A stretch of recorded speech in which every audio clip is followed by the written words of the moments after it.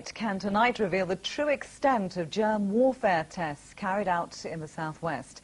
Government documents show much of North and South Devon and parts of Somerset were used for experiments similar to those conducted off the Dorset coast during the 1960s.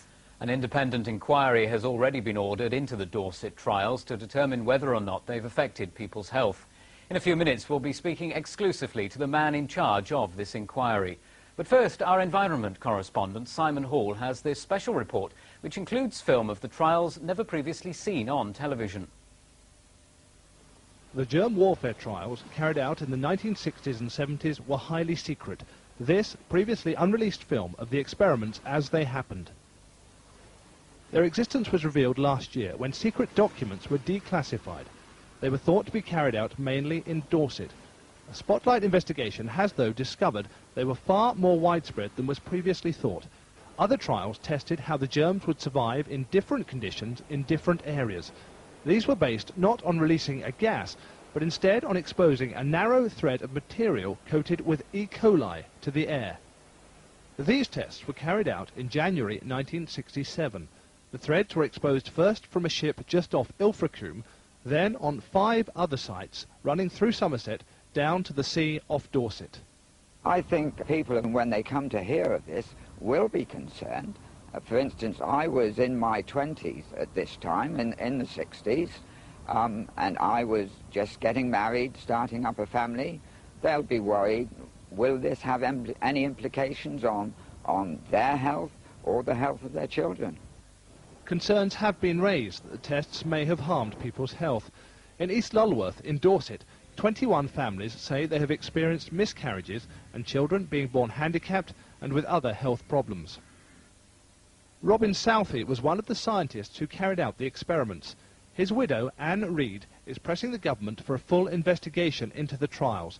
For Robin Southey died at the age of 33 from a rare disease which led to a perforated stomach. His immune system was said to be almost ineffective. The couple had 2 sons. One died at 17 from a brain tumour. The other suffers serious health problems. Their daughter is healthy. I was devastated. We had 3 little children. And with hindsight, there were questions I should have asked. But what else do you do when you've got 3 little children waiting at home and you have to go home and say, sorry, Daddy isn't coming home. He isn't better. And our lives were turned upside down. The government has always maintained the trials were safe. It says the germs used were naturally occurring and were treated to make sure they could not be harmful.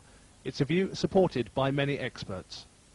Well, health experts with the authority are looking all the time at the community and its health. And we've seen no evidence to date to identify any clusters of leukemia, any unusual health conditions which some people have said have been associated with these tests. The experiments were carried out at the height of the Cold War. They were designed to assess Britain's vulnerability to a biological attack and to work on methods of defence. The fear, though, is whether some of the people the trials were intended to protect may in fact have been harmed by them. That's a question that should be answered within the next year, for the government has said an independent safety review of the experiments will be carried out by a leading microbiologist. We've been told today that the man leading that independent inquiry into the germ warfare trials is Professor Brian Spratt, who's a microbiologist at Oxford University. Earlier, I asked him if he could reassure people that the inquiry would really have the muscle and the will to get to the truth. Well, I believe so. I'm an independent academic microbiologist. I have no links with the Ministry of Defence. I wasn't chosen by the Ministry of Defence, so I think my independence is assured. I shall be reading a large amount of technical information about the trials that took place in the 60s and 70s, and I shall be consulting widely, not only with medical colleagues and with perhaps people that were actually involved in the trials from Porton down, as it was then called. I shall also be asking for written presentations from people in the south of England that want to give me presentations. I should be coming down to the south of England and talking to anybody who wants to talk to me. So I hope it'll be a wide-ranging and open and fair analysis of the safety issues of those trials. Now, secrecy and delays with information have prompted much concern in the past. How swift and how open can this inquiry now be? Well, I've got access to all of the files that are available, and I should be receiving those very shortly from the Ministry of Defence. And I've been asked to come to some conclusions and write a report within a time frame of 6 to 12 months, and I hope it'll be closer to 6 than to 12. And the surprising information today that the trials weren't just in the Dorset area but beyond. Can you examine the other trials that we're now hearing about as part of your inquiry too?